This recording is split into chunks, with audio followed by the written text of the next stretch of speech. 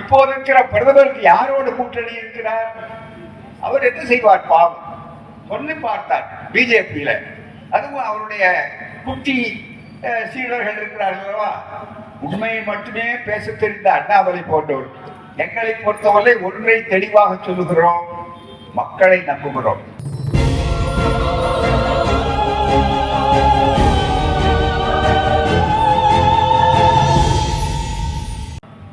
ஒரு வயது என்று சொன்னார். அதை விட எனக்கு ஒரு பெரிய வாய்ப்பு, 10 வயதிலேயே தந்தை பெரியாருடைய மாணவனாக இணைந்த காரணத்தால் மேடை ஏறக்கூடிய பயிற்சி இருந்தனால் மாணவ பருவம் தொட்டு அந்த நினைவாற்றலோடு இருக்கக்கூடிய வாய்ப்பிலே பார்த்தால், நாம் அதற்கு முன்னாலும் ஒரு தேர்தல், அந்த தேர்தல் இளைஞருக்கு தான். என்னோடு அருகே இருக்கக்கூடிய நண்பர்கள் கூட என்னோடு சொன்னார், பேசி முடித்து போனோம். நாங்கள் இந்த செய்திகளே கேட்டார். ஏன் எங்கள் பொதுச் செயலாளர் துரை சந்திரசேகரனே அப்போது பிறந்தவர். அந்த வகையில அவரே சொன்னார், தேர்தலில் இப்பதான் நாம சின்னத்தை சொல்லி ஓட்டு கேட்கிறோம். ஆகவே சின்னத்தை சொல்லி ஓட்டு கேட்கும் போது ஒருவருக்கு புரட்சிதான் கொடுப்போம். ரொம்ப மிக முக்கியமா. முன்னால் அப்படி கிடையாது. சொல்லும் போதே மஞ்சப்பட்டிக்கு ஓட்டு போடுங்க, பச்சைப்பட்டிக்கு ஓட்டு போடுங்க என்றுதான் சொல்லுவாங்க. அதுவும் அதை உயர்த்து சொல்லும் போது என்ன சொல்லுவாருன்னா, மங்களகரமான மஞ்சள் பெட்டி ஓட்டு போடுங்கன்னு காங்கிரஸ்காரங்க கேட்பாங்க. உடனே நீதி கட்சி மற்றவர்கள் என்ன சொல்லுவாங்கன்னா, பசுமை நிறைந்த பச்சை பொட்டிக்கு ஓட்டு போடுங்க அப்படின்னு இவர்கள் கேட்பாரு. இப்படி மஞ்சள் பொட்டி அப்புறம் மிக முக்கியமா இந்த மஞ்சள் பொட்டி எல்லாம் மாறி அப்புறம் மாட்டு பொட்டி ஆகி அப்புறம் மிகப்பெரிய அளவுக்கு இன்றைக்கு பலவிதமான பரிமாணங்கள்ல வந்திருந்தாலும் ஏறத்தான் நான் 19 தேர்தலை பார்த்து அதில பின்னாலே 18 வயது 21 வயது வந்தவுடனே ஓட்டு போட்டு இப்போ 18வது வயதாக பிபி சிங் அவருடைய முயற்சியினால் இது குறைக்கப்பட்டு மிகப்பெரிய வாய்ப்பு ஏற்பட்டிருக்கிறது. என்றாலும் இத்தனை தேர்தல்கள் ஒவ்வொன்றும் ஒவ்வொரு விதமான கொள்கை போராட்டங்கள் நடந்தது உண்டு. 1952 முதல் போராட்டத்தில் அப்படிப்பட்ட ஒரு வரலாற்றில் இது எது மிக முக்கியமானது என்று சொன்னால், நண்பர்களே உங்களுக்கு ஒன்று சொல்கிறேன், 2 தேர்தல்கள் தான் மிக மிக முக்கியமான திருப்பத்தை ஏற்படுத்தக்கூடிய தேர்தல். ஒன்று, நெருக்கடி காலம் அறிவிக்கப்பட்டு விசா கைதிகளாக எங்களை போன்றவர்கள் தோழர்கள் எல்லோரும் உள்ளே இருந்து நாங்கள் எல்லாம் உங்களுக்கு தெரியும், இன்றைக்கு உலகமே பாராட்டக்கூடிய வியக்கத்தக்க, ஏன் அவருடைய திட்டத்தை பின்பற்றக்கூடிய அளவிலே இருக்கிற நம்முடைய ஒப்பற்ற முதல்வர் ஸ்டாலின் அவர்கள் உட்பட நாங்கள் எல்லாம் விசா கைதிகளாக இருந்தோம் என்பதை விட விருந்தினராக செல்லவில்லை, அடிபட்டு அவமானப்படுத்தப்பட்ட கைதிகளாக கூட இருந்தோம். அந்த நிலையிலே கூட அன்றைக்கு ஒரு தேர்தல் வந்தது. இனிமேல் உங்களுக்கு வெளியே போகிற வாய்ப்பே கிடையாது என்ற அதிகாரிகள் மிரட்டினார்கள். அதை குறித்து நாங்கள் கவலைப்படவில்லை. எங்கள் வாழ்க்கை இதோடு முடிந்து விட்டால் பரவாயில்லை, ஆனால் என்றைக்காவது ஒரு நாள் சுதந்திர சூரியன் உதித்தே தீருவான், ஒரே சூரியன் அதை தெளிவாக செய்யும், மற்ற நண்பர்கள் துணையாக இருப்பார்கள். அப்போது எங்களோடு வந்தவர்கள் சிபிஎம் தோழர்கள், அதுதான் மிக முக்கியம். அவர்கள் தான் எங்களோட அந்த சிறையிலே பிடிக்கப்பட்டு வந்தார்கள். அந்த தேர்தலில் கூட ரொம்ப மிக முக்கியம், மீண்டும் ஒரு தேர்தல் நடந்தது. அதுக்கு அடுத்த முக்கியமான தேர்தல் இந்த 18வது தேர்தல். ஏன்னா 2 தேர்தலுமே ஜனநாயகத்துக்கு, மனித உரிமைக்கு பாதுகாப்பா அல்லது முற்றுப்புள்ளியா என்று சொல்லக்கூடிய அளவுக்கு நடக்கக்கூடிய தேர்தல். ஆனால் அந்த தேர்தலில் என்ன நடந்தது? அங்க அம்மையார் அவர்கள், இந்திரா காந்தி அம்மையார் அவர்கள் நெருக்கடி காலத்தில் போட்டாலும் பிறகு கலைஞர் அவர்களோடு வந்த நேரத்தில் தன்னுடைய நிலைப்பாடு தவறு என்று கண்டு சென்னை கடற்கரையிலேயே பகிரங்கமாக வருத்தம் தெரிவித்த அறிவு நாணயம் மிக்கவர் அவர். ஆனால் அந்த அறிவு நாணயம் இந்த ஆட்சிக்கு இருக்கிறதா? மோடி ஆட்சி அறிவிக்கப்படாத நெருக்கடி காலம், நெருக்கடி காலத்தை விட மோசமானது. எப்படி மோசமானது என்பதற்கு ஒரே ஒரு சின்ன உதாரணம், நேரம் இல்லை, சுருக்கமாக சொல்லுகிறேன். அன்றைக்கு தேர்தல் அறிவித்த பிற்பாடு அம்மையார் அவர்கள் உட்பட அவர்கள் ஜனநாயக தீர்ப்புப்படி தோற்கடிக்கப்பட்டார்கள். மீண்டும் உள்ளே இருந்த தலைவர்கள் வெளியே வந்தார்கள். வெளியே ஜனதா ஆட்சி என்று சொல்லக்கூடிய ஒன்றை பலரும் ஒன்றாக இணைத்து அங்கே ஆக்கினார்கள். அவர்கள் அந்த நேரத்திலே கூட தேர்தல் கமிஷன் இருந்தது, மறந்துவிடாதீர்கள். தேர்தல் கமிஷனை அவர்கள் நினைத்திருந்தால், வளர்த்திருந்தால் எப்படியோ நடந்திருக்கும். ஆனால் இன்றைய ஆட்சியில தேர்தல் கமிஷன் எப்படிப்பட்டது? சந்தேகத்திற்கு அப்பாற்பட்டதா? மிக முக்கியமாக உச்ச நீதிமன்றம் சொல்வதை கடைபிடித்திருக்கிறதா? உச்ச நீதிமன்றம் தானே அரசியல் சட்டத்திற்கு வியாக்கியானம் செய்து உரிமைகளை பாதுகாக்கக்கூடிய ஒரே ஒரு கடைசி நம்பிக்கை. அந்த கடைசி நம்பிக்கை என்ற அடிப்படையில அந்த உச்ச நீதிமன்றத்தில் என்ன சொன்னார்?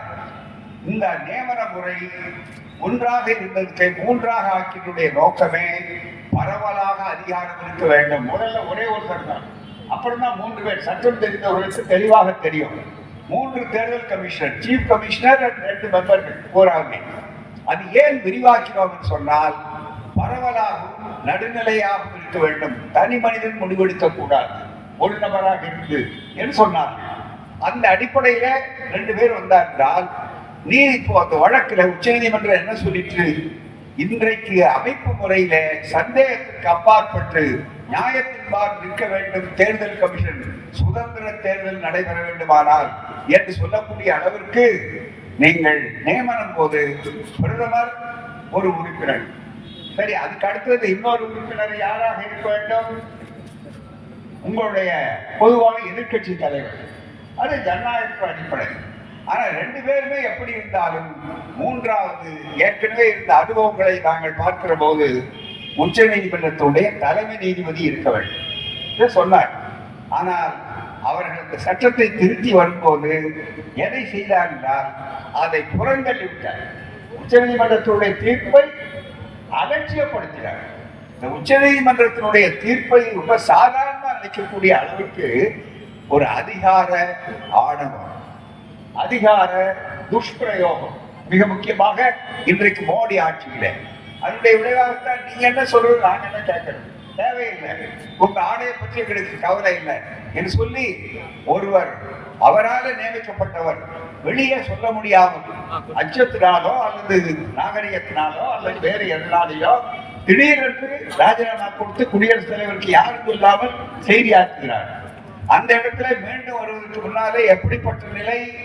மீண்டும் நாங்கள் தான் எடுத்த போப்பாக நாங்கள் ஏற்கனவே என்ன செய்திருந்தோமோ அதுதான் செய்வோம், ஆகவே அவர்களை போட்டு போடுவோம்னு 2 பேரை இப்போ போட்டிருக்கிறார். அதை பற்றி வழக்கு போட்டிருக்கிறார். வழக்கு நிலுவையில் இருக்கு, மிக முக்கியமா. அப்படி இருக்கும்போது இந்த நிலுவையில் இருக்கக்கூடிய வழக்கில் அவர் என்ன சொல்லி இருக்கிறார்? எங்களுடைய வருத்தத்தை தெரிவித்துக் கொள்கிறோம். இப்ப நாங்க ஸ்டே கொடுக்கல. ஏன் கேட்டா, தேர்தல் அறிவிச்சாச்சு.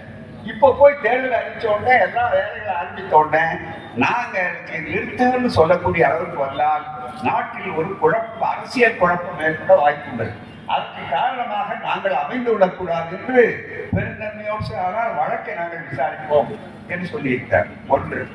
2வதாக அடுத்த வழக்கு தேர்தல்ல வரவ ஆரம்பிக்கிறது முன்னாலே கணக்கு சொல்லிட்டாரு. 400 அப்படின்னாரு.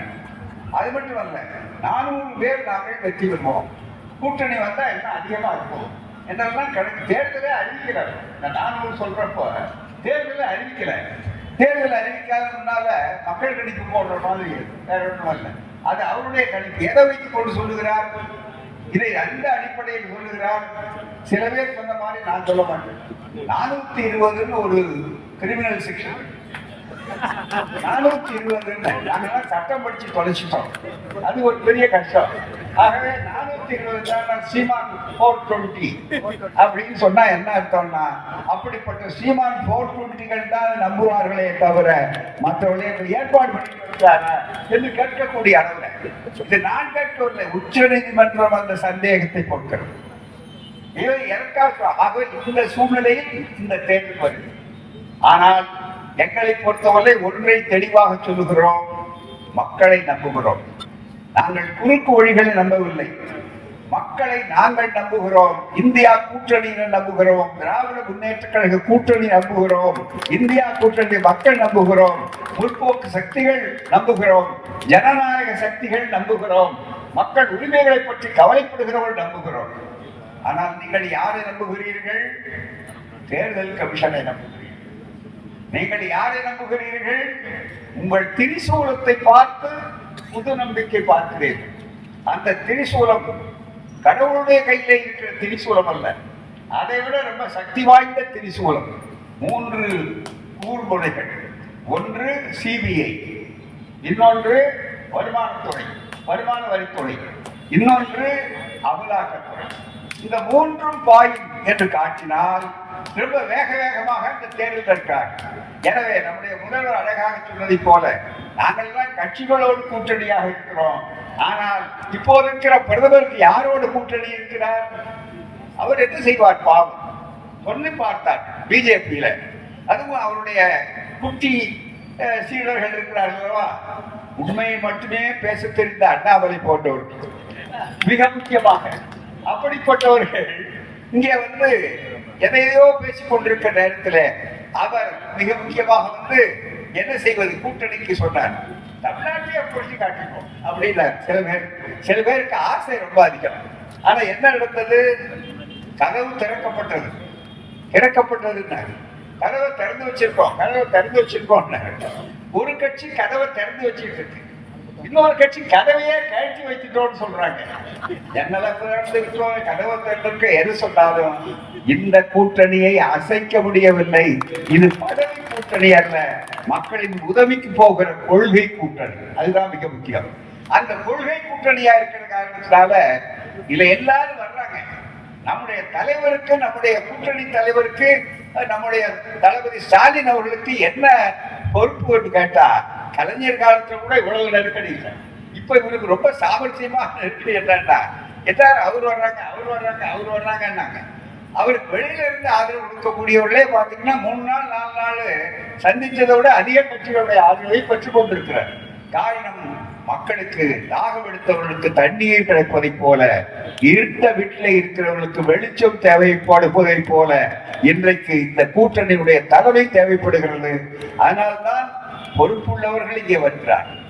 ஆனால் அதே நேரத்தில் மற்றவர்களுடைய நிலை என்ன எண்ணி பார்க்க வேண்டும். எனவே அதனால் சொல்றார், நாங்கள் எல்லாம் கட்சிகளோடு கூட்டணி செய்கிறோம், ஆனா அவருடைய கூட்டணி இவைகளோடு இருக்கிறது என்று சொல்லக்கூடிய அளவில் வந்திருக்கிறோம். ஏன் அதை நம்பிக்கொண்டிருக்கிறோம் என்றால், நம்பி மக்களுக்கு அதை வாக்குறுதியாக இதுவரையில 4 தேர்தலில் வெற்றி பெற்றிருக்கிறார். சட்டமன்ற தேர்தல் ஆகட்டும், நாடாளுமன்ற தேர்தல் முதல்ல 2019 அதுல ஒன்றே தவிர மீது அத்தனையும் பெற்றார்கள். அதற்கடுத்து சட்டமன்ற தேர்தல், அதற்கடுத்து உள்ளாட்சி தேர்தல், இப்படி இப்போது இந்த தேர்தல் எந்த தேர்தலாக இருந்தாலும் மக்கள் ஒரே முகமாக நிற்கிறார்கள் என்பது மட்டுமல்ல, சில பேர் நினைத்தார், இன்னும் சில பேர் பாவம் அவங்க அரண்டு போய் இருக்கிறாங்க. அதை மேல சொல்ல வேண்டிய அவசியமே இல்லை.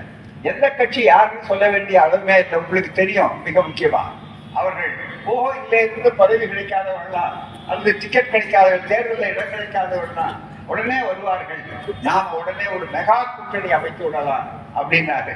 மெகா கூட்டணி திறந்து பார்த்துட்டு சீச்சி இந்த பழம் முடிக்கும் என்று சொன்ன மாதிரி இன்றைக்கு அவர்கள் போகக்கூடிய அந்த பரிதாபத்துக்கு வந்து விட்டாங்க.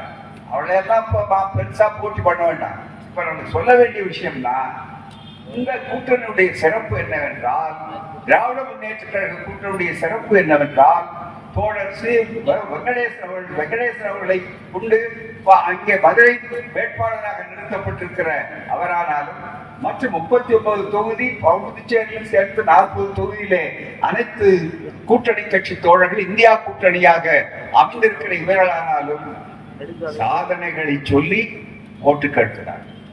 அதுதான் மிக முக்கியம். சாதனைகளை மட்டும் சொல்லி ஓட்டு கேட்கவில்லை, பாஜக ஆட்சியினுடைய 10 ஆண்டு கால வேதனைகளையும் மக்களுக்கு எடுத்து சொல்லி மீண்டும் இவைகள் பெரிதாகக்கூடிய அளவிற்கு சிறை கூண்டுக்குள்ளே மாட்டிக் கொள்ளாதீர்கள். மிகவும் உங்களுடைய ஆபத்தான அன்றாட வாழ்க்கையினுடைய உரிமை பிரச்சனைகள் பறிக்கப்படக்கூடிய நிலைக்கு இருக்கக்கூடாது. சொன்னதை செய்வோம், செய்வதையும் சொல்வோம் என்று சொல்லுவதுதான் இன்றைய கூட்டணியினுடைய ஒட்டுமொத்தமான ஆட்சி.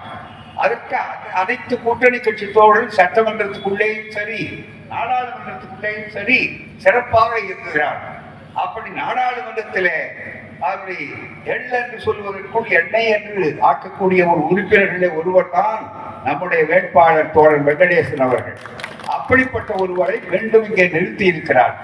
எண்ணி பாருங்கள், நிறைய நேரங்களை உங்களுக்கு சொல்லிக்கொள்ள வேண்டும். இப்போதே மணி 9:31. 10 மணிக்குள்ளாக முடிக்க வேண்டும் என்பது தேர்தல் கமிஷனுடைய சட்டம். நாங்கள் எப்போதுமே அதை மதிக்கிறவர்கள். என் கடிகாரத்திலே 9:31, தேர்தல் கமிஷனுடைய கடிகாரத்திலே என்ன நம்ம தெரியாது. மிக முக்கியமாக 2 கடிகாரங்கள் ஒத்துப்போவதில்லை என்பது ஒரு பழமொழி. ஆகவே அப்படிப்பட்ட சூழ்நிலை ஒரு 5 நிமிடத்திற்கு முன்னாலே கூட முடிக்க நான் வேண்டுவேன். தயவு செய்து அதனால்தான் எல்லா செய்திகளையும் நீங்கள் விளக்க வேண்டும் என்பதற்காகத்தான் அங்கே புரிந்து கொள்ள வேண்டிய, தெரிந்து கொள்ள வேண்டிய செய்திகள் ஏராளம் இருக்கிறது என்பதற்காகத்தான் 4 புத்தகங்களை எளிமையாக எல்லோரும் புரிந்து கொள்வதற்காக வெளியிட்டிருக்கிறோம். முதல் புத்தகம் மக்கள் விரோத பாஜக அரசை விரட்சி அடிப்போம். ஆதாரபூர்வமான செய்திகள். ஒன்று கற்பனைகள் கிடையாது. இரண்டாவது, இந்த மக்களவை தேர்தலிலே இந்தியா கூட்டணியை, திமுக அணியை ஆதரிக்க வேண்டும் ஏன் என்பதற்கான சாதனை பட்டியல். அடுத்தது, இப்போது உங்களுக்கு தெரியும், நம்ம சகோதரர் பொன்முத்துராமன் கூட கொஞ்ச நேரத்துக்கு பேசினார். இந்த கச்சத்தீவு 50 வருஷத்துக்கு முன்னால கேள்விப்பட்டத இப்ப மோடி துருவி துருவி தோண்டி எடுக்கிறாருன்னா, கச்சத்தீவு எப்ப இவர் சொல்லணும்? திமுக மீது, காங்கிரஸ் மீது குற்றம் சொல்ல வந்திருக்கிறாருன்னா சொல்லட்டும். சொல்ற உரிமை உண்டா? சொல்றவர்கள்னா உண்டு. ஆனா எப்படி சொன்னால் நீங்கள் வீரராக, ஹீரோவாக வந்து சொல்ல முடியும்? அந்த 10 ஆண்டு கால ஆட்சியில காங்கிரஸ்காரர்கள் இழந்த திருப்பி கொடுத்த கச்சத்தீவை, அது அவருடைய வாதப்படி, நாம் கேட்கக்கூடிய உண்மை வாதம் அல்ல, அவருடைய வாதப்படி திமுக துணை போனது, எனவே இவர்களுக்கு ஓட்டு போடாதீர்கள் என்று சொல்வதற்காக திடீரென்று இப்போது கிளப்பி இருக்கிறாரு. மறந்து போன அந்த மிக முக்கியமான மீனவர்களுக்கு நீங்கள் என்ன செய்கிறீர்கள்? மீனவர்கள் இப்படி கைது செய்யப்படுகிறார்கள். மீனவர்களுடைய வாழ்வாதாரம், எங்கள் மீனவத்தோருடைய வாழ்வாதாரம் அங்கே பறிக்கப்படுகிறது. அங்கே கைது செய்யப்படுவது, அவர்களுடைய படகுகளை பறிமுதல் செய்வது, எல்லா சிறைச்சாலைகள், தமிழ்நாட்டு சிறைச்சாலைகளை மீனவர்கள் பார்த்ததில்லை.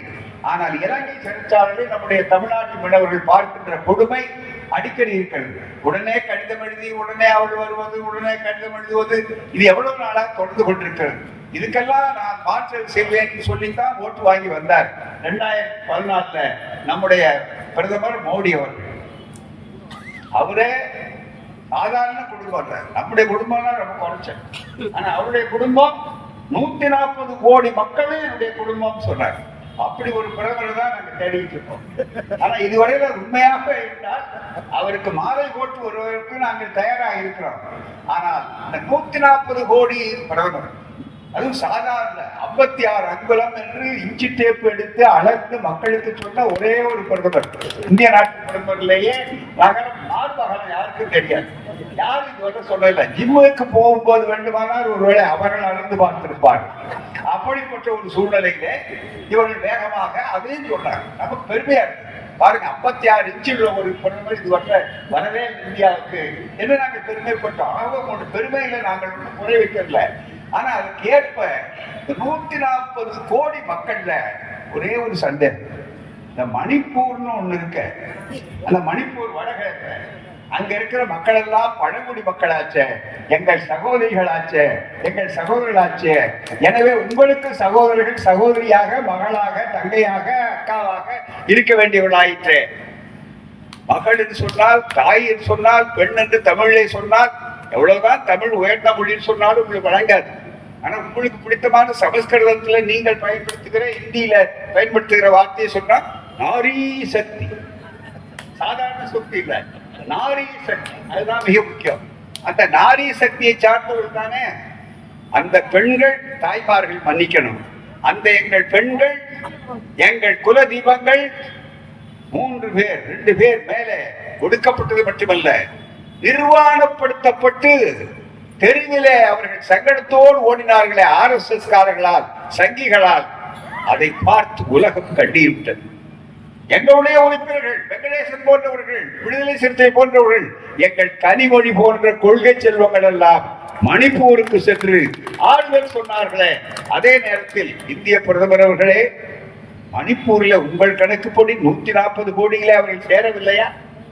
ஏன் இப்போது அதற்கு என்ன வழி? இப்போது நீ 140 கோடியில உங்களுக்கு அந்த பார்வை தெரியவில்லையா? நீங்கள் சாதாரண பார்வை அல்ல, மற்றவர்கள் எல்லாம் சாதாரணமாக பார்ப்பார்கள். நம்முடைய பிரதமரோ பைனாக்குலர் வைத்துக் கொண்டு பார்த்தார். இந்த படங்களை கொண்டு பச்சவில்லை, நான் கற்பனையாக சொல்லவில்லை. பைனாக்குலர் வைத்து ரொம்ப தூரம் பார்த்தார். அதுவும் அங்கே தனுஷ்கோடி கடலுக்கு போனாலும் சரி, அல்லது கவுபாய் ஹேட் போட்டுக்கொண்டு மிக முக்கியமாக வேட்டை இடம் இடங்களுக்கு சென்றாலும் சரி, ரொம்ப அழகாக இருக்கிறது, அதுல ஒரு சந்தேகமே இல்லை.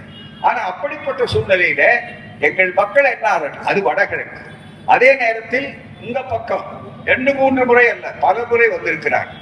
திருநெல்வேலியிலே மிகப்பெரிய வரலாறு காணாத மழை வெள்ளம், சென்னையிலே வரலாறு காணாத புயல் மழை வெள்ளம், அதே போல காஞ்சிபுரத்திலே, அதே போல தூத்துக்குடியிலே, அதே போல கன்னியாகுமரியிலே நடந்தது 2 முறை.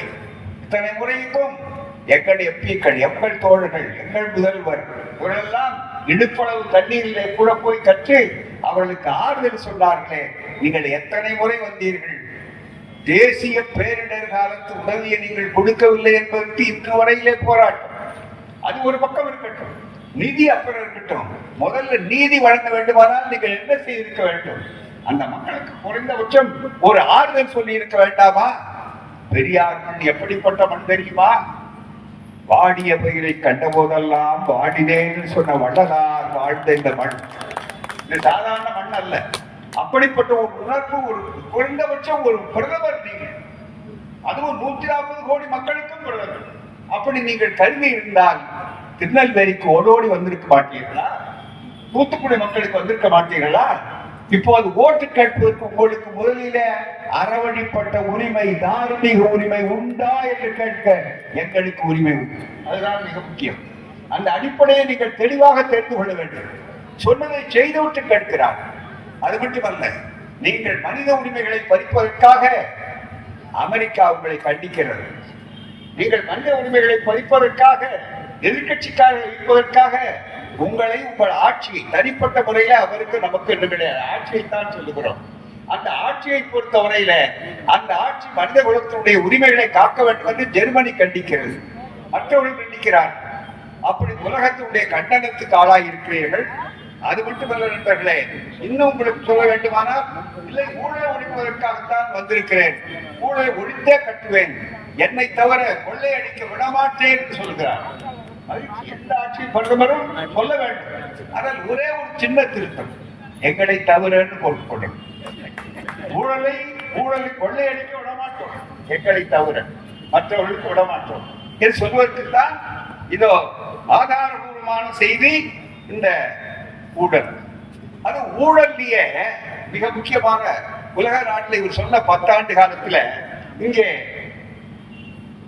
டிரான்ஸ்பரன்சி இன்டர்நேஷனல், தி குளோபல் கோயலேஷன் அகைன்ஸ்ட் கரப்ஷன், உலகம் முழுவதும் இந்த ஊழலை ஒழிக்கணுங்கிறதுக்காக ஒரு அமைப்பை வைத்திருக்கிறார். அந்த அமைப்பினுடைய கணக்குப்படி உலக நாடுகளின் ஊழல் பட்டியலிலே இந்தியா எத்தனாவது இருக்கிறது? 93வது இடத்துல இருக்கு. மிக முக்கியம், மிகப்பெரிய அளவு. ஆகவே அது 200, அதுல இவர் என்ன ஊழலே இல்லாத இடத்துக்குள்ள இருக்கணும்.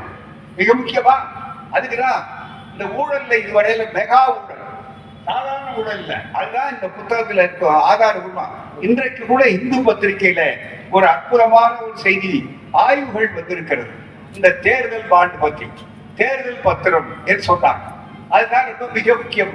இப்ப பிரச்சனை என்னன்னு, அதை பற்றி பேச வரக்கூடாது. ஏன்னா தேர்தலுக்குள்ள பிரச்சாரம் செய்வார்கள் என்று சொல்வதற்காக தேர்தலுக்குள்ள பிரச்சாரம் ஆகும். இந்த மாதிரி புத்தகங்கள் போட்டு எல்லா இடங்களையும் பரவுது. இந்த பரவலை நம்ம கூட்டணி கட்சிக்காரர்களோ தேர்தல் பரப்புரையிலோ தெருவாக மக்களுக்கு சொல்லி, இவ்வளவு ஊழல் செய்கிறோம், ஊழலுக்கு அப்பாற்பட்ட ஒரு உத்தமர்கள் நாங்கள் தான் என்று சொல்வார்கள். ஆனால் இந்த உத்தமர்கள், நீங்கள் உத்தமர்கள் தானா சொல்லுங்கள் என்று நாங்கள் கேட்கவில்லை. இப்போது பொதுவாக இருக்கிற அமைப்புகள் கேட்டுக்கொண்டிருக்கக்கூடிய சூழ்நிலையிலே இந்த ஊழல்ல உத்தமமான ஒரு சட்டபூர்வமான சட்டை அணிந்த விஞ்ஞானபூர்வமான ஊழல், சாதாரண அல்ல. அதுலயும் இந்த ஊழலுக்கு ஒரு புது பெயர் வந்து என்ன தெரியுங்களா? Prepaid post paid.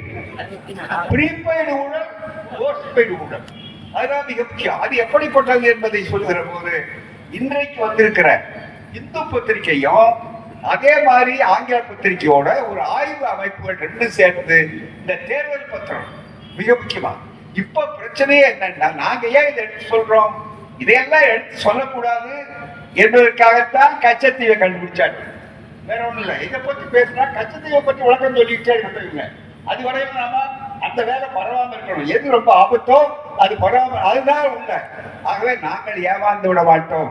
நாங்கள் கன்னி விடைகளையே புதைத்து வைத்திருப்பவர்களை கண்டுபிடிக்கக்கூடிய ஆற்றல் ஈரோட்டு கண்ணாடிக்கு உண்டு, காஞ்சி கண்ணாடிக்கு உண்டு, ஆரூர் கண்ணாடிக்கு உண்டு, ஸ்டாலின் கண்ணாடிக்கு உண்டு, காமரேடுகளுடைய கண்ணாடிக்கு உண்டு.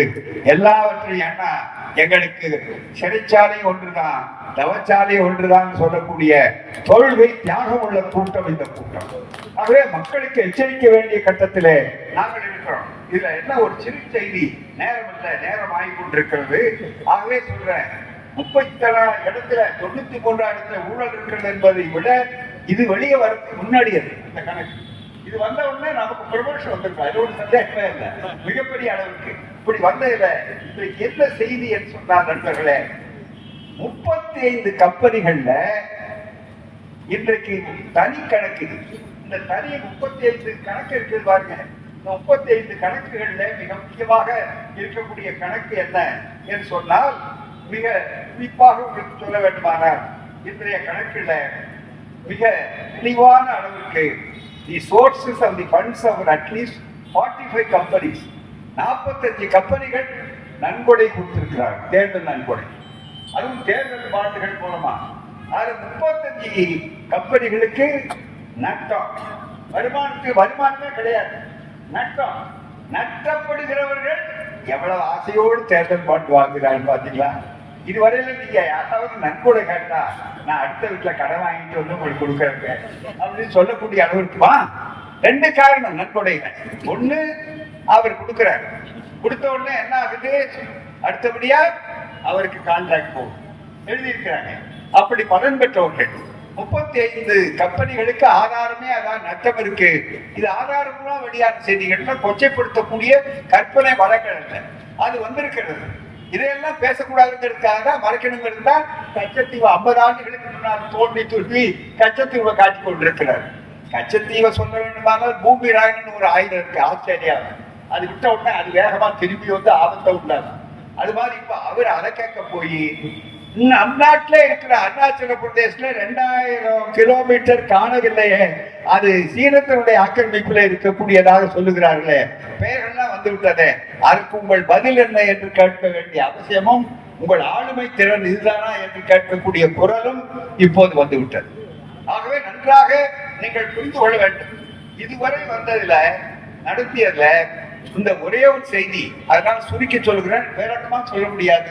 இதை வாங்கி பார்த்தீங்களா தெரியும். இந்த கட்டுரை நாளைக்கு விடுதலையில வரும், மற்ற செய்திகள் வரும்.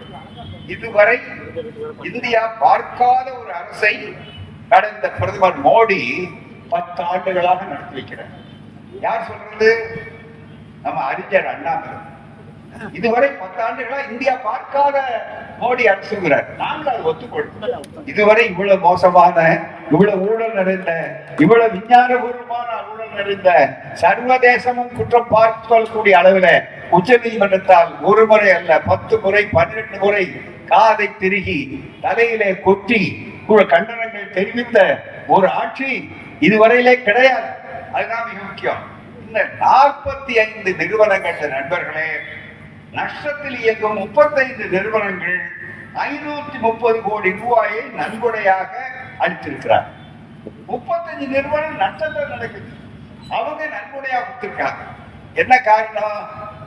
அவன் மேல வழக்கு அல்லது அவருக்கு வர வேண்டியது வரல, அதுதான் மிக முக்கியம். உடனே இது கொடுத்த உடனே அடுத்தபடியா கிடைக்குது. அதற்கு ஆதாரங்கள் மிக தெளிவாக இருக்கிறது. எனவே இப்ப அகராதிக்கே தமிழ் மேல அவருக்கு ரொம்ப பிரியம். அவர் தமிழை பற்றி, தமிழ் தான் ரொம்ப தொன்மையான மொழி நமக்கெல்லாம் சொல்லிக் கொடுப்பார். நமக்கு இதுவரை தெரியாத உண்மை. செம்மொழியாக கலைஞருக்கு கூட தெரியாது, தமிழ் ரொம்ப பழமையான மொழியில் ஆக்கக்கூடிய தெரியாது. அந்த சூழ்நிலையில இவர் என்ன செய்திருக்கிறார் சொன்னால், உடனடியாக இப்போது அவர் சொல்றார் நன்கொடை. நன்கொடைன்னா நல்ல வார்த்தையா தமிழ்ல? நன்கொடைன்னா அவரே விருந்து கொடுக்கறது சொன்னா நன்கொடை. நாங்க யாராவது ஒரு மடியை பிடிச்சி கையை பிடிச்சி இழுத்து அது திரிசூலத்தை காட்டி ரொம்ப மிக முக்கியமா என்ன வச்சிருக்கியான்னா, என்கிட்ட ஒண்ணும் இல்லை, அப்படியானா உள்ள பக்கத்திலேயே போய் யாருக்காவது வாங்கிட்டு வந்தாது என்கிட்ட கொடுங்க அப்படின்னு சொன்னா அதுக்கு என்ன அர்த்தம்? அதுதான் நன்கொடை அல்ல நண்பர்களே. ஒரு புது சொல் நீங்கள் தெரிந்து கொள்ளுங்கள், இது வன்கொடை. அதுதான் மிக முக்கியம். இப்போது அவர்கள் பெற்றிருப்பது நன்கொடை அல்ல, வன்கொடை. அப்படிப்பட்ட சூழ்நிலையில இன்றைக்கு இதெல்லாம் வெளியே போகக்கூடாது என்பதற்காகத்தான் இன்றைக்கு அவர்கள் பேசிக் கொண்டிருக்கிறார். ஒரு பக்கம். இன்னொரு பக்கம் சொன்னதை செய்திருக்கிறார். இவர்களை கண்டிக்கிறது எது உலகம், நட்போக்கு உலகம், ஜனநாயக உரிமைகளை பாதுகாக்கின்ற உலகம். அதே நேரத்தில் எங்கள் முதல்வர், எங்கள் தமிழ்நாடு வழிகாட்டக்கூடிய தமிழ்நாடு திமுக கூட்டணி, இந்தியா கூட்டணியுடைய ஒரு பாகமா இருக்கக்கூடிய இந்த அணியினுடைய ஒரு பக்கம் அங்க ராகுல் காந்தி வேகமா பேசுறார், இன்னொரு பக்கம் நம்முடைய தலைவர்கள் வேகமா பேசுகிறார். அது எச்டி அவர்களானாலும், கம்யூனிஸ்ட் கட்சியாக இருந்தாலும், மற்ற முற்போக்கு அமைப்புகள் அத்தனையாக இருந்தாலும், எல்லா அமைப்புகளும் இன்றைக்கு நாடாளுமன்றத்தில் மிகப்பெரிய கொடுமையா சொன்னா அவர்கள் குரல் வலையை நெரிப்பதற்காக உலகத்துல இல்லாத ஒரு கொடுமை ஜனநாயக படிப்பு என்னன்னா, 5 வருடமா உலகத்துல எந்த நாட்டிலாவது ஜனநாயகத்துல டெப்டி ஸ்பீக்கர் என்று சொல்லக்கூடிய துணை சபாநாயகரே தேர்ந்தெடுக்கப்படாமல் ஆட்சி புரியும். நாடாளுமன்றம் 5 வருஷத்துக்கு துணை சபாநாயகரே கிடையாது. ஏன் தெரியுங்களா? உறுப்பினராக இல்ல, எத்தனை முறை கூடவில்லையா உறுப்பினர் இருந்தாங்க. ஏன்? எதிர்கட்சிக்கு கொடுக்கணும். எதிர்கட்சிக்காரர்களை சும்மா உட்கார்ந்து பார்ப்பதற்கு கூட மரபை, சட்ட மரபை, அரசியல் சட்டத்தினுடைய தத்துவங்களை, நாடாளுமன்றத்தினுடைய மரபுகளை அவர் மதிப்பதற்கு தயாராக இல்லை. மாறாக ஒரே நேரத்தில் நம்முடைய வெங்கடேசன் உட்பட மற்றவர்கள் உட்பட எல்லோரும் 146 உறுப்பினர்களை சஸ்பெண்ட் செய்தார்கள். வரக்கூடாது, சட்டமன்றத்தில் அவர் குரல் கேட்கக்கூடாது. நடப்பு தொடர் மட்டுமல்ல, இதுவரையில சஸ்பெண்ட் பண்ணா அவங்களை வெளியேற்றா 2 நாள் 1 நாள் சொல்லுவாங்க, மறுபடியும் வர சொல்லுவாங்க. அந்த மரபில் நீங்கள் தான் சட்டமன்றத்தை பார்த்தவர்கள் நாம.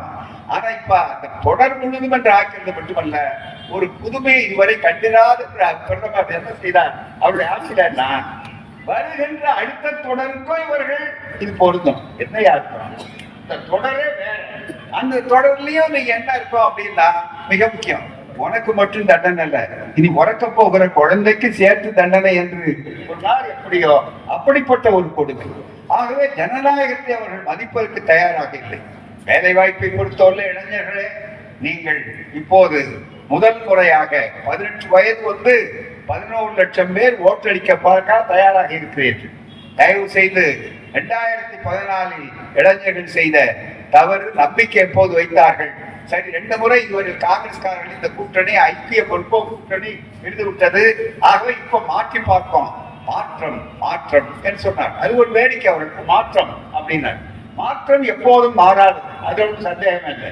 ஆனா அதே நேரத்தில் மாற்றம் நல்ல மாற்றமாக இருக்க வேண்டாமா? ஆனால் இப்போது என்ன நடந்தது? 10 ஆண்டு காலம் எதை காட்டி இருக்கிறது? ஏமாற்றத்தை காட்டி இருக்கிறது. ஆகவே நான் சொன்னதை அவர்கள் செய்ததே இல்லை. 2 கோடி பேருக்கு வேலை கொடுத்தா 20 கோடி பேருக்கு வேலை. இன்றைக்கு வேலை வாய்ப்புகள் எப்படி இருக்கிறது உங்களுக்கு தெளிவாக தெரியும். மிகப்பெரிய அளவிற்கு விவசாயிகளுடைய வாழ்க்கையை ரெட்டிப்பு மடங்காக்கணும். நாமெல்லாம் விவசாயிகள், உங்கள்கிட்ட பல பேர் இருக்கக்கூடியவர்கள், வாய்ப்புகள் இருக்கா? கிடையாது. இன்றைக்கு எவ்வளவு தூரம் என்று சொன்னால் 1 லட்சத்தி சொச்சம் பேர், மிக முக்கியமாக விவசாயிகள் தற்கொலை செய்து கொண்டிருக்கக்கூடிய ஆபத்தான ஒரு சூழ்நிலை ஏற்பட்டிருக்கிறது என்று புள்ளி விவரங்கள் எடுத்து சொல்லுகின்றன. அப்படிப்பட்ட சூழ்நிலையில நண்பர்களே, மிக முக்கியமாக கவனிக்க வேண்டிய ஒரு பெரிய வாய்ப்பு என்னவென்று சொன்னால், எதுவா கடைசியா ஒன்று சொல்லுகிறேன், இது அறிவார்ந்த அரங்கம். இந்த போதும் மிகப்பெரிய மற்றவர்கள் இதுவரையில எல்லா விஷயங்களையும் மற்றவர்கள் சொல்லுவாங்க. அடிக்கடி நீ கேள்விப்பட்டிருக்க 15 லட்சம் ரூபாய் விழுந்துதான்பாங்க.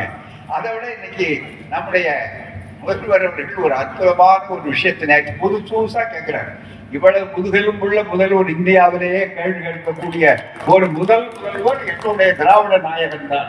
மிக முக்கியமா அவள் கேட்டார், இந்த தாய்மார்கள் தெரியும், மிக முக்கியமா வங்கி கணக்கு ஆரம்பிங்க, உங்களுக்கு 15 லட்சம் ரூபாய் வருதுன்னு சொன்ன உடனே நம்பி அவங்க இந்த முடிச்சு போட்டு வச்சிருந்தது, இந்த பையன் சைட்ல சொல்லி ஒரு சின்ன பையன் இருக்கும் பாருங்க, அதுல இருந்தது சிறுவாட்டு காசு எல்லாத்தையும் சேர்த்து வங்கி கணக்குன்னு கொண்டு போய் சேர்த்து விட்டாங்க. ஆனா இப்ப வங்கியில இருந்து குறைஞ்சபட்ச பணமும் வரல.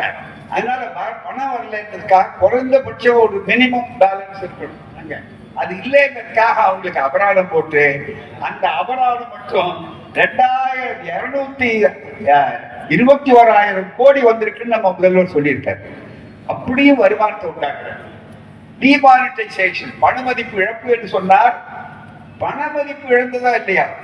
இவருடைய மதிப்பே இழந்தது இல்லை. எப்படின்னு கேட்டா அவரே உண்டாக்குனார். முதல்ல 1000 ரூபாய் நோட்டு செல்லார், அதுக்கு பதிலாக 2000 ரூபாய் நோட்டு வந்தது. 2000 ரூபாய் நோட்டு கருப்பு பணத்துக்கு வர்றது பதிலா 2000 ரூபாய் நோட்டுல கருப்பு பணம் அதிகமாக 2000 ரூபாய் நோட்டு செல்லாதுன்னு சொன்னது யாரு? அதே மோடி தான். இவருடைய ஆளுமை திறனுக்கு அடையாளமா நீங்க நன்றாக எண்ணி பார்க்க வேண்டும். ஆகவேதான் ஒரு தொழிற்சாலை கூட அவர் செய்யவில்லை. உங்களுக்கு தெரியும், நம்ம பெரிய கூட்டம் ஒட்டுட்டியார் வாழ்வு அடுத்து மிகப்பெரிய வந்து சேது சமுத்திர கால்வாய் திட்டம்.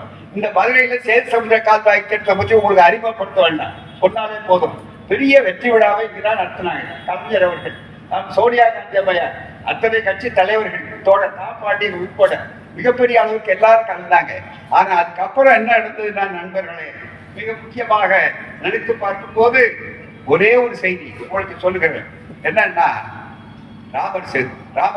ராமர் பாலம் அது இல்லைன்னு பார்லிமெண்ட்லேயே ஒப்புக்கொள்ளக்கூடிய அளவிற்கு வடக்கு போட்ட சுப்பிரமணிய சாமியாலேயே நிரூபிக்கப்பட முடியாத அளவுக்கு போனோன்னு ராமர் இருக்கிறார், பாலம் கிடையாது. ராமர் வடக்க இருக்கிறாரு, பாலம் இங்க இருக்கு. ஆகவே சொல்லக்கூடிய அளவுக்கு வந்து விட்டதுன்னு இல்லை. அந்த தொழிற்சாலை மட்டும் வந்திருந்தால் தமிழ்நாடு மட்டுமல்ல, இந்தியா மட்டுமல்ல, தென்கிழக்கு ஆசியாவே வேலை வாய்ப்பு வரும். நாம எந்த தொழிற்சாலையாவது, ஒரு தொழிற்சாலை, பெரிய தொழிற்சாலையை இவருடைய 10 ஆண்டு காலத்திலே தமிழ்நாட்டுக்கு வந்திருக்கிறதா எண்ணி பார்க்க வேண்டும். இடையே கடைசியா 3 தொழிற்சாலையை அவர் தொடங்கினார். அதை மட்டும் இந்த நிமிடத்தில் சொல்றேன். என்னன்னா முரண்பாடா பேசுறாரு. முதல்ல தொழிற்சாலையை வைக்கிறாரு, அப்புறம் 3 தொழிற்சாலை நடத்துறாருன்னு நீங்க நினைக்காதீங்க. முரண்பாடு இல்லை, கொஞ்சம் தேட்டுக்கழுங்க. ஒரு தொழிற்சாலை அன்றாடம் பொய்யை உற்பத்தி செய்வதற்கென்றே இருக்கக்கூடிய டிரால்ஸ் தொழிற்சாலை. அதுல 20,000 பேர் வேப்பனம் பண்ணி சேர கொடுத்திருக்காரு அவங்க ஆட்களை. அதுல பொய்ய சொல்லிக்கிட்டே இருக்கணும், பரப்பிக்கிட்டே இருக்கணும். அது பொய் தொழிற்சாலை, பொய்யை உண்டாக்கக்கூடிய தொழிற்சாலை. 2வது தொழிற்சாலை வாஷிங் மிஷின் எல்லாம் தயாரிக்கக்கூடிய ரிஃபைனரி. யாரெல்லாம் அந்த கட்சியில் இருக்கார்களோ, எதிர்கட்சியில் இருக்கிறார்களோ அவர்கள் மேல ஊழல் வழக்கு. ஆனால் அவர்கள் பிஜேபிக்கு வந்து விட்டால், அது ஆம் ஆத்மா கட்சியா இருந்தாலும் கட்சி பாட்சியா இருந்தாலும் வந்து விட்டால் உடனே தூய்மையாக்கி விட்டார்னு சொல்லி ஒரு ரிஃபைனரி, தூய்மை செய்யக்கூடிய 2வது தொழிற்சாலை. 3வது கட்சிக்கு வராதவர்களெல்லாம் மிரட்டி கொண்டு வந்து தன்னுடைய பாஜகவுக்கு அந்த பதவியில் இருக்கிறவர்களுக்கு நடவடிக்கை என்று சொல்லக்கூடிய புல்டோசர் தொழிற்சாலை. இந்த மெஜாரிட்டி சட்டத்தை பற்றி கவலைப்பட மாட்டோம். ஆகவே இப்படிப்பட்டவர்கள் மீண்டும் வர வேண்டுமானால் ஜனநாயகம் பிழைக்காது. ஜனநாயகம் இன்றைக்கு தீவிர சிகிச்சை பிரிவில் இருக்கிறது. அதை காப்பாற்ற இந்தியா கூட்டணி கட்சி தலைவர்களால் தான் முடியும். அதுவும் ஸ்டாலின் போன்றவர்கள், ராகுல் காந்தி போன்றவர்கள், இடதுசாரி போன்றவர்கள், அத்தனை முற்போக்காளர்களால் தான் முடியும். ஆகவே ஏமாந்து விடாதீர்கள் தோழர்களே. நீங்கள் 19ஆம் தேதி அன்றைக்கு செல்லுங்கள். அன்றைக்கு சென்று மிக முக்கியமாக அங்கே நம்முடைய வெங்கடேஸ்வரர் அவர்களுடைய சின்னமாக இருக்கக்கூடிய அறிவாள் சுத்தியல் நட்சத்திரம், அறிவாள் சுத்தியல் நட்சத்திரம், அதை போய் பார்த்து நீங்கள் பொத்தானை அழுத்துங்கள். அந்த பொத்தானை அழுத்தும் போது அவசரமாக எடுத்துக்காதீங்க. விளக்கு எரியுதான்னு பாருங்க, பச்சை விளக்கு எரியுதான்னு பாருங்க. எரிஞ்ச உடனே அப்புறம் இன்னொரு ஒத்தி வச்சுட்டு இருக்கிறான்னு பாருங்க. அதுக்குள்ள வந்து தேர்தல், அதுக்குள்ள வாய்ப்புகள் இருக்கும் பாருங்க. ஆகவே அங்கு விளக்கறிந்தால் உங்கள் வீட்டில் விளக்கறியும், நாட்டில் விளக்கறியும், இருட்டு போகும், சூரிய வெளிச்சம் தெரியும்.